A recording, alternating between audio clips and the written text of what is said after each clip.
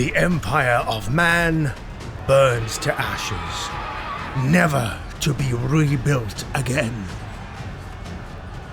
But how could such a terrible fate come to pass? The collapse of humankind's realm was achieved through a slow, patient erosion, a supernatural pestilence that dissolved the civilized world from the inside out. Long before the grand walls of the capital shattered, the doom of humanity was forged within the freezing mud of a desolate Norscan valley.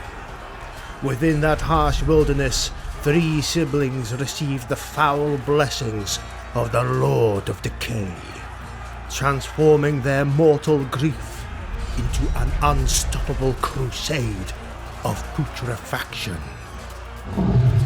In this episode, we explore the forbidden chronicles of the Glottkin, the Befouled Brothers of Nurgle. We follow their dark footprint from a forgotten northern homestead to the blood-slicked steps of the Imperial Palace, discovering the history of the TRIAD who successfully harvested an empire. Brother 3 shall bring low the Empire of Man. It is they who will muster the plague kissed in their master's name. It is they who will cast the curse of unbound life, a curse that will bring primal disorder to a world of hard-won progress. United, the lords of disease shall bring the old world to the brink of ruin. Ruin from within and from without. All things clean and true shall sicken and fade. The gods of man shall fade with them until only death holds the key to salvation. These are the end times. Before the corruption of the 3 brothers took root, the bloodline belonged to the soil of the old world. Once there lived a humble husbandman named Aureus Glott. He was a man of the Empire, hailing from the bleak, windswept coastlines of Nordland, where the Sea of Claws bites into the cliffs. He was a Nordland farmer and used a scythe to do his work. His partner was Ethra, a woman who possessed a rare and gentle mastery over the law of life. With her subtle magic, she was able to mend shattered bones and heal the wounds of the afflicted. They sought only a quiet existence far from the grand theatres of war. Fate, however, is a cruel master in this world. A savage Norscan raiding fleet descended upon their coastal home, leaving nothing but smoking ruins and ash in their wake. When the counts of the Empire assembled a retaliatory host to cross the freezing waters and exact bloody retribution upon the northern fjords, Aureus and Ethra found themselves swept up in the tide of war. They stowed away aboard a crowded troopship, yet their hearts harbored a purpose distinct from the soldiers around them. The military sought the total eradication of the northern tribes.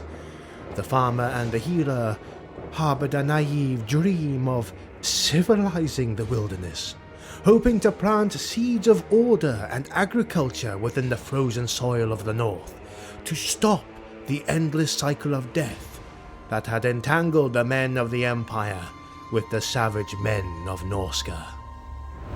Under the cover of a pitch-black northern night, as the Empire forces landed in the Northern Territory across the Sea of Claws and began their campaign of retribution, Aureus and Ethra deserted the encampment. They slipped away into the freezing mists, moving deeper into the unforgiving interior of Norsca.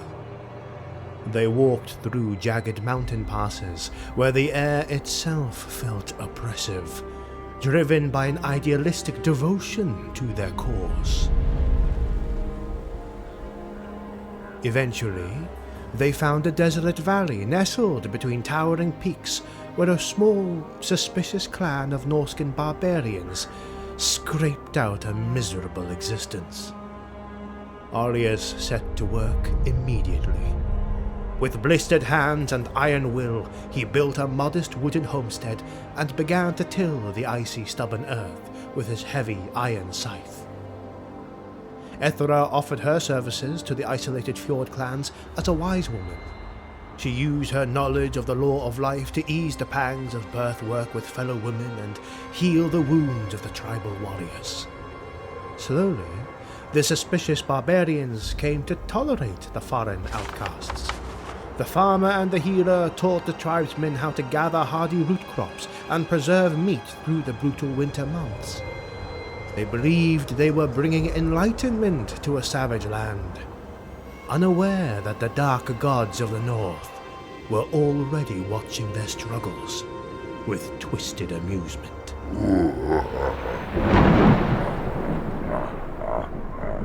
As the seasons turned, Ethra found herself pregnant. Her belly swelled to an unnatural size, a heavy burden that weighed her down as the bitter winter winds began to howl through the valleys. The village midwives whispered that her womb held a prodigious bounty, a sign of unusual fertility in a land where survival was a daily gamble. Yet, peace is a fragile illusion in Norsca. A local hag, consumed by bitter jealousy over Ethra's growing influence among the clan, sought to sabotage the foreign witch. During a gathering near the communal hearth, the hag provoked a brief scuffle. In the ensuing confusion, she struck out with a hidden weapon, slicing Ethra's fingers with a rusted, filth-encrusted knife.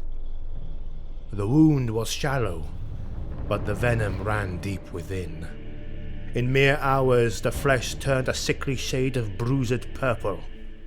Black veins began to crawl up Ethra's arm, carrying a searing, unnatural fever that defied all her remedies. The law of life could not purge this rot.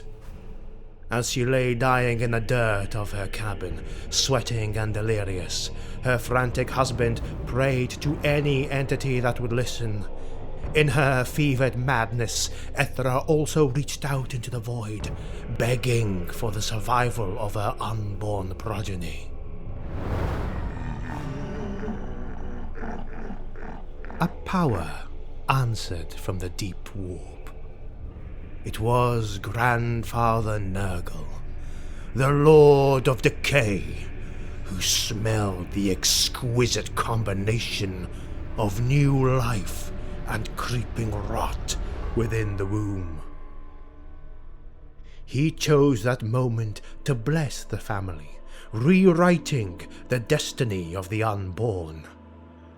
The fever broke, leaving Ethra alive but changed, her veins now pumping a stagnant, resilient fluid.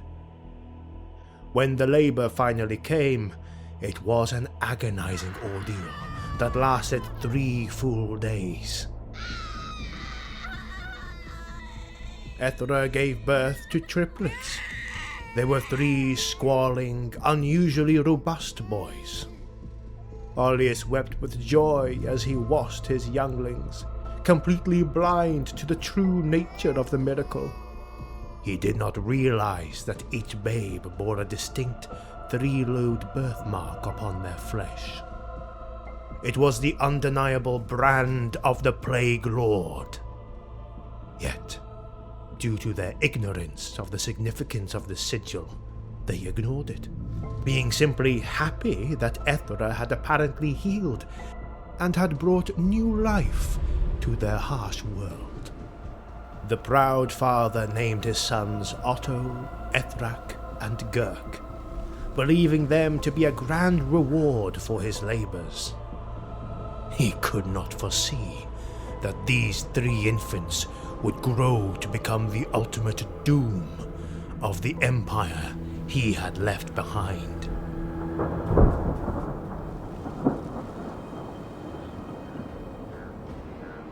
The three infants grew with a terrifying, unnatural velocity, and strength that alarmed even the hardy Norscan tribesmen who shared their valley.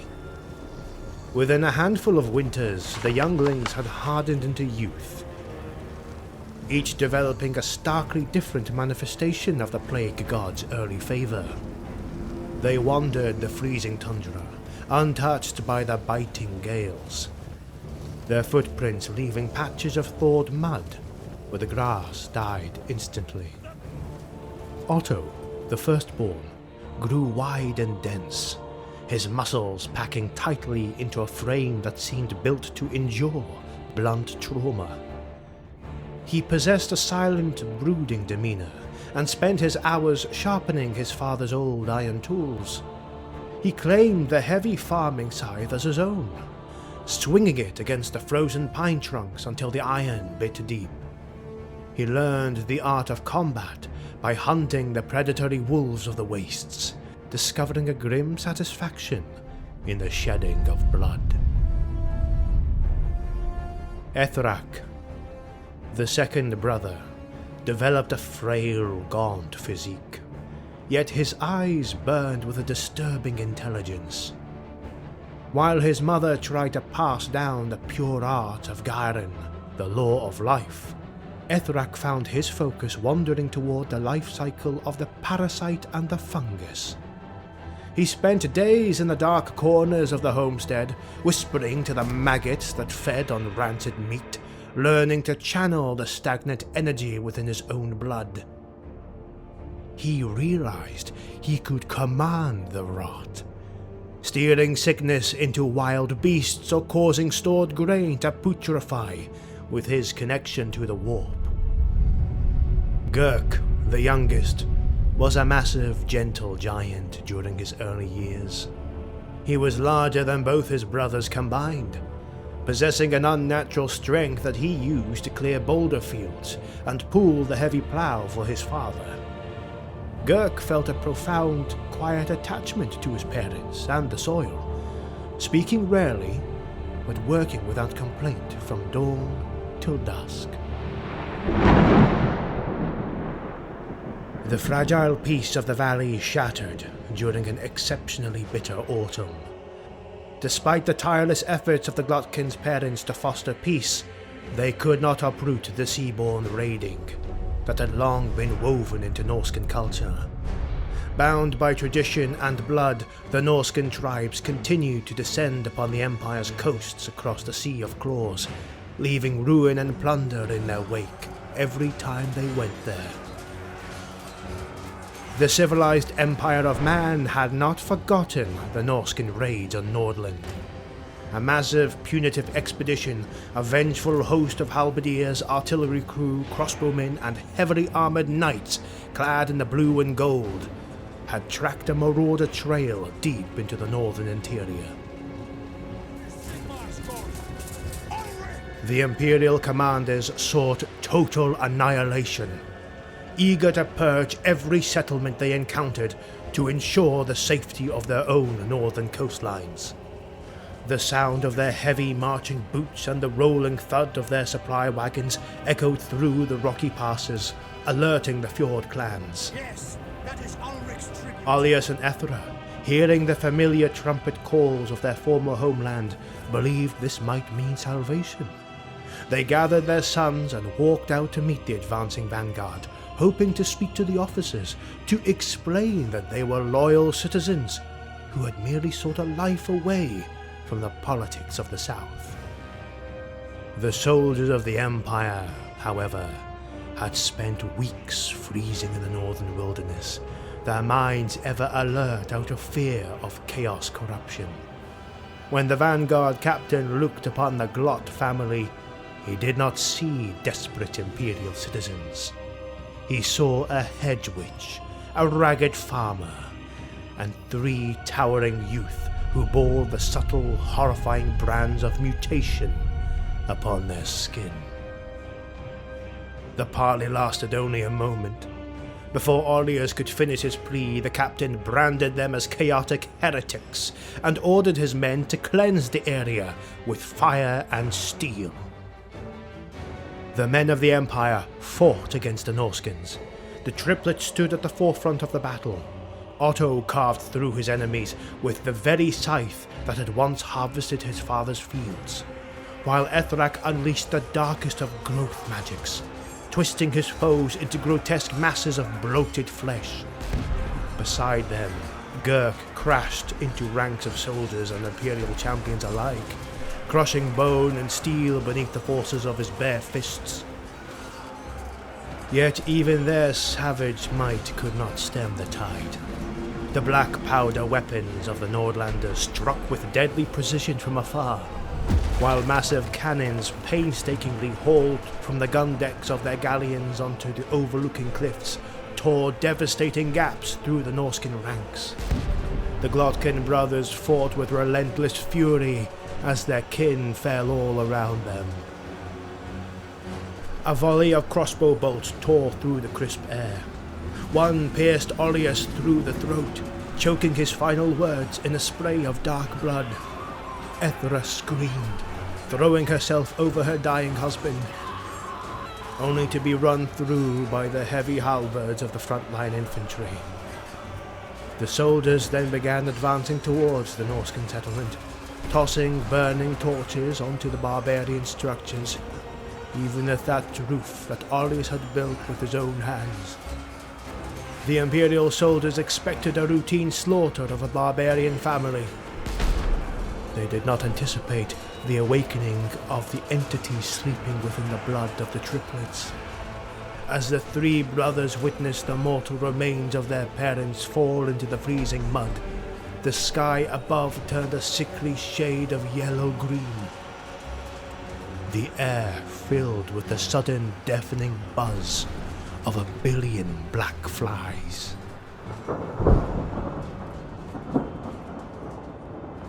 The shock of the murder tore away whatever mortality remained within the brothers. Ethrak was the first to unleash his fury.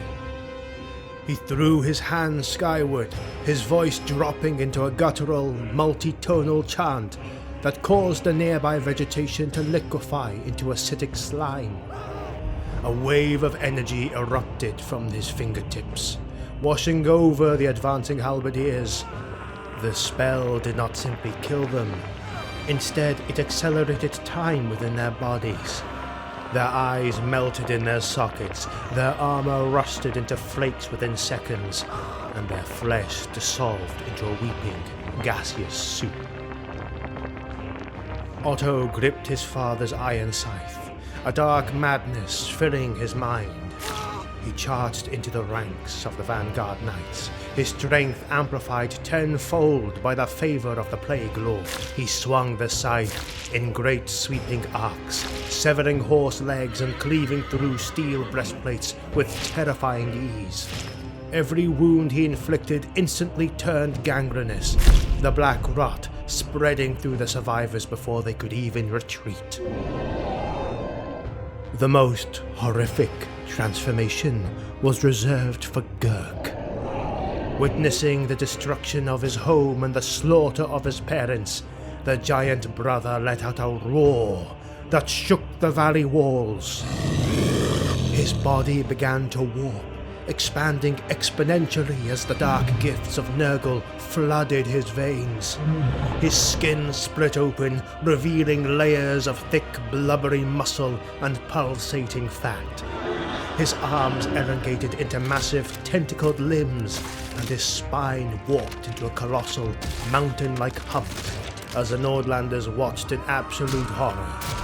Within minutes, the gentle farm boy had vanished, replaced by a towering, mountain-sized abomination of mutant flesh. The Nordland host found themselves trapped in a slaughterhouse of their own making. Gurk crushed the Imperial artillery under his massive feet, scooping up handfuls of panicked soldiers and swallowing them whole. The entire Imperial force was obliterated, their bodies rotting into the soil, feeding the dark earth of the valley until it became a permanent swamp of foul pestilence. Standing amidst the ruins, the three brothers looked upon what they had become. ready to begin their true crusade against the world of men.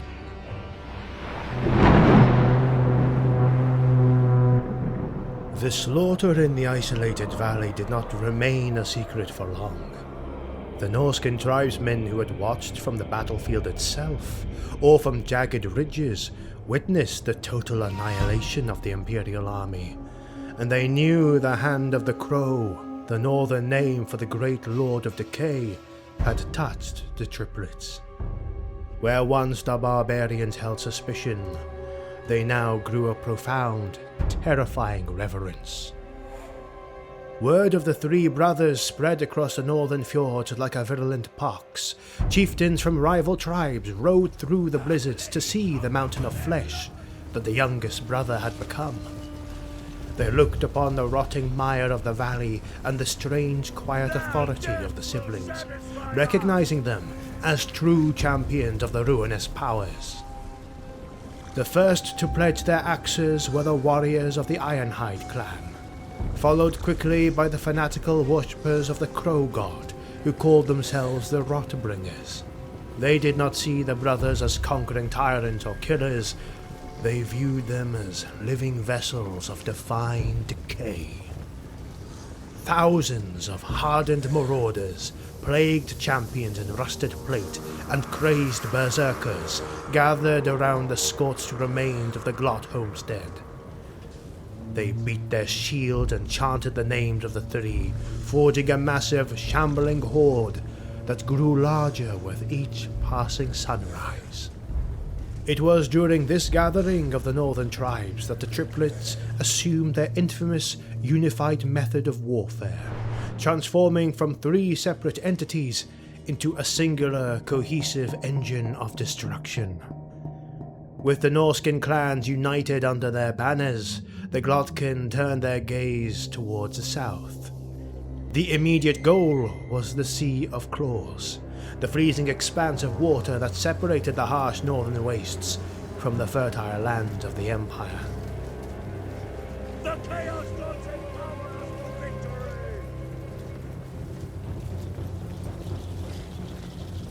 The march out of the mountains was a slow, agonizing procession. Wherever the horde traveled, the winter weather seemed to warp around them. The air grew thick and humid, filled with the smell of stagnant swamps and old graves. Streams turned to sludge, and the local wildlife perished in their dens, victims of the invisible miasma that drifted ahead of the host. Rival chieftains who refused to join the crusade were quickly crushed. Their strongholds were bypassed or trampled by Gurk, their stores of meat infected with the rot, and their surviving warriors absorbed into the growing mass of the Nurgle army. The Glottkin were no longer mere outcasts seeking a peaceful life. Now, corrupted beyond redemption, they were the vanguard of the end times, driven by a deep urge to return to the Empire and drown it in the blessings of their grandfatherly patron. As the first smell of salt water reached their nostrils, the brothers looked down upon the coast, where a massive fleet of plague ships awaited their command.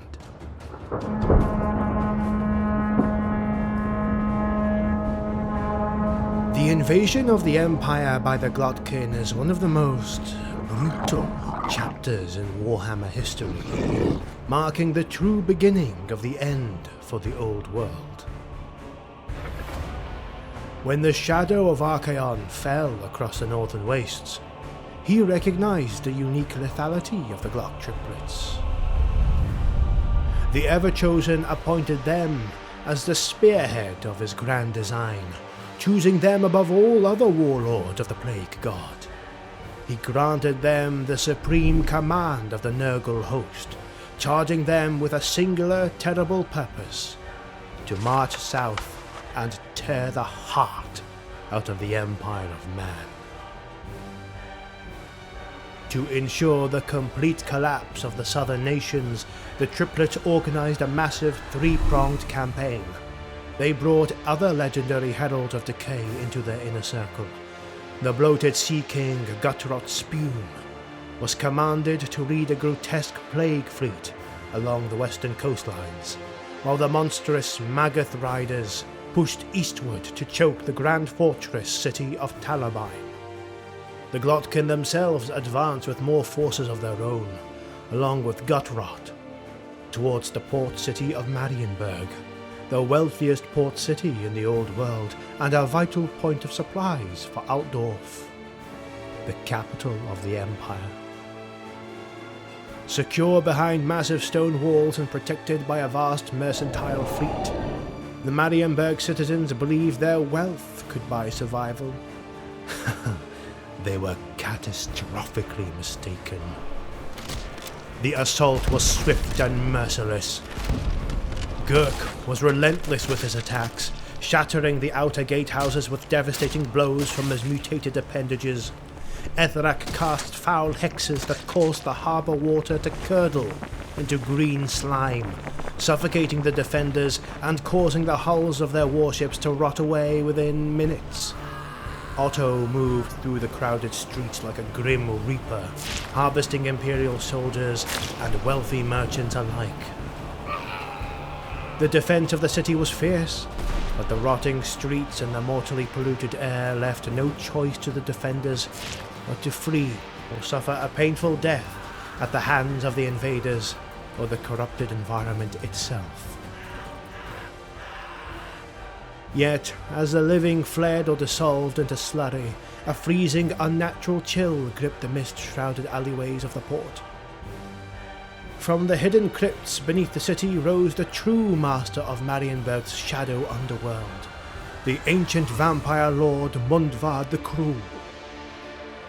With the passing of time, and without nobody noticing, he had been amassing power beneath the city, swelling his ranks of undead with his mastery of forbidden magic. Cold power rippled through the graveyards, summoning legions of armored wights and silent skeletal warriors to contest the invasion. The dynamic of this conflict was absolute.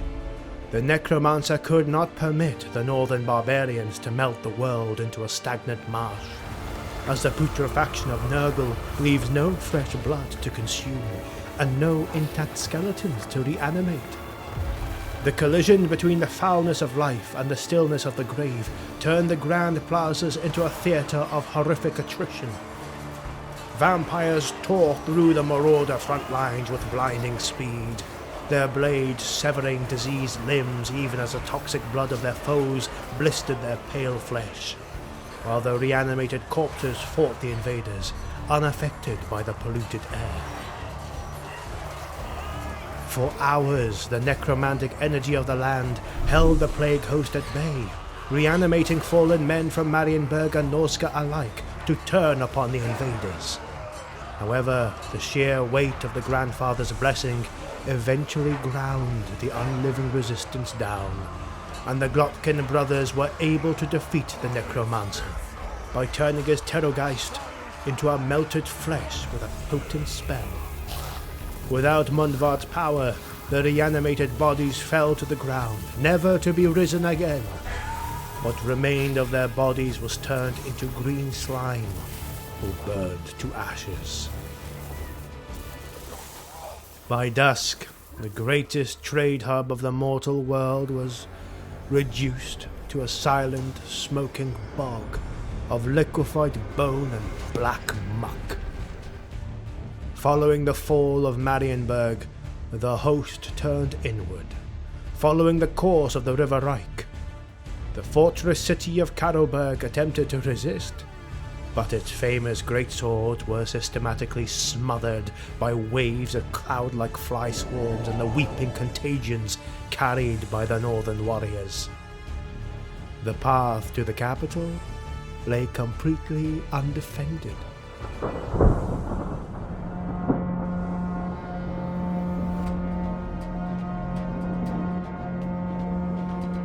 ALTDORF, the imperial capital, the crown jewel of Sigmar's realm, was becoming a womb of rot before the first northern axe even struck the outer gates. Festus the Leech Lord had performed his foul work with terrible efficiency, within the subterranean damp of the sewers. When the grand host of the Glottkin arrived at the already muddy confluence of the River Reich and the Talabek, the proud stone fortress had already been debilitated thanks to Festus's work. Many soldiers from the garrisons were sick and unable to defend their posts or even lift their weapons. The hospitals were already choked with refugees from other provinces and military personnel from different imperial armies. The outer walls, which had withstood centuries of greenskin invasions and civil wars, offered little resistance to the sheer mass of the youngest triplet. Gurk Glott rumbled through the defensive ditches, his immense bulk causing the deep foundations of the city to shudder. With a roar that split the low clouds, the colossal abomination slammed his mutated upper limbs into the heavy oak of the river gate. Stone bastions exploded into dust. Through the yawning breach poured the tide of Norscan marauders, led by Ottogrott, whose heavy scythe reaped a terrifying harvest among the panicked halberdiers of the Reichland. High Marshal Kurt Helborg attempted to rally the desperate garrison, but the martial discipline of the Empire was quickly dissolving under the psychological and physical horror of the assault. Altdorf, the capital of the Empire of Man, was failing. As the inner districts fell one by one, the battle transformed into an apocalyptic meat grinder, where the line between life and death completely vanished.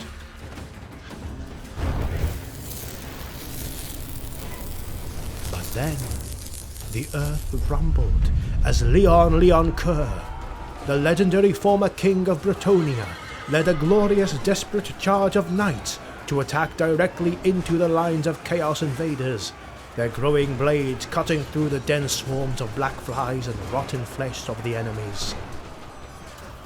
Beneath the streets, a far darker salvation manifested.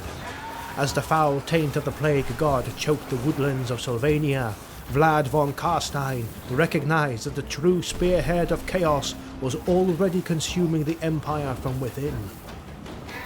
Driven by an absolute refusal to let the Glottkin army dissolve the concept of supreme order, and feeling a victory of the ruinous powers which forever sever him from his lost queen Isabella, the vampire lord orchestrated a grim bargain.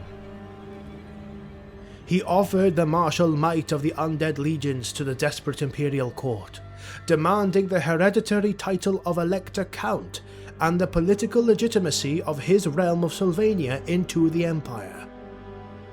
Outside the buckling walls of Altdorf, the vampire lord waited with malicious patience until the pressure of Nurgle's assault forced the hand of the mortal regency. Facing absolute annihilation, Regent Kurt Helborg signed the decree in extremis, elevating the ancient monster to an Elector Count, but also as a consequence, he was now a legal protector of the Empire. With the pact sealed, the legions of Sylvania surged through the North Gate, flooding the burning streets with warriors who possessed a terrifying advantage. They felt no pain, required no air, and remained completely impervious to the horrific pestilences of the Glottkin. Vlad and his legions, along with Mundvad the Necromancer, who had managed to flee Marienburg after its fall, fought through the streets of the burning capital city. While his skeletal cohort ground down the demonic vanguard in the plazas, Vlad cut his own path towards the Temple of Sharia, seeking the few remaining sanctuaries untouched by the supernatural filth. Within the desecrated sanctuary, the newly anointed Elector Count forced his way through squalling throngs of demons to confront Festus the Leech Lord, the foul architect of the capital's agony from within. The Herald of Nurgle unleashed a horrific curse of dissolution, instantly reducing the vampire lord to a heap of grey ash. The deformed doctor smiled as he saw Nurgle's will come to fruition, and that the rotting of the Empire was now inevitable. Yet, the legendary Karstein ring pulsed with ancient malice, pulling Vlad's physical form back from the void. Seizing the moment of his resurrection, Vlad drove a wooden stake deep in the chest of Festus. The hyper-accelerated, corrupted vitality surging within the servant of Nurgle reacted violently to the dead wood, causing the stake to violently sprout and expand into a bloated tree that ruptured Festus from within, tearing his infected form into ragged shreds. Reforming his lines outside the gates of the Imperial Palace, the heart of ALTDORF, Vlad stood as a solitary bulwark to bar the path of the Blighted triplets. Finally, the Glottkin and Vlad von Carstein were face to face. Vlad lunged at Otto Glott, seeking to sever the warlord.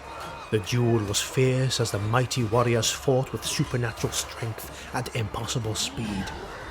Yet Vlad was the better duelist on that day, and managed to wound Otto. However, the unnatural and corrupted pathogens saturating the Nurgle champion's veins proved too virulent even for the unliving. Vlad was contaminated with the blood of Otto, which caused the vampire to suffer great pain from within. For all his might, the foul contagion rotted the vampire's supernatural constitution. The vampire was defeated, leaving his skeletal legions to crumble into lifeless dust across the plazas of the capital city. The Glottkin seized this moment of total structural collapse, urging the gargantuan Gurk through the final barricades protecting the inner palace grounds. It was within the half-destroyed halls of the Grand Sanctuary that Emperor Karl Franz met the apex of the Northern Blight. Mounted upon Deathclaw, the Sovereign fought with wild frenzy, but the overwhelming miasma of the triplets systematically drained the stamina from the Imperial Griffin. A singular crushing blow from Gurk's mutated appendage brought the graced beast and its rider crashing into the cracked marble, pinning the broken Emperor. Otto then proceeded to execute the Emperor, extinguishing the life of Karl Franz. But the ultimate doom of humanity was arrested by a sudden cosmic convergence. The yellow sky ruptured as the twin-tailed comet flared with blinding intensity, pouring a torrential current of celestial magic directly into the battered body of the Emperor, turning him into the incarnate of Haven. Karl Franz rose from the rubble, his eyes burning with raw majesty of the ancient protector Sigmar Heldenhammer. With a single divine strike of Galmaraz, he unleashed a purifying wave of energy that vaporized the demonic fly swarms, shattered the foul enchantments of Ethrak, and scorched the massive hide of Gurk down to the bone. With the Glottkin gone, the Chaos host was leaderless, and the screaming remnants of the Blighted invasion force started to abandon their prize and flee back into the howling wilderness of the north.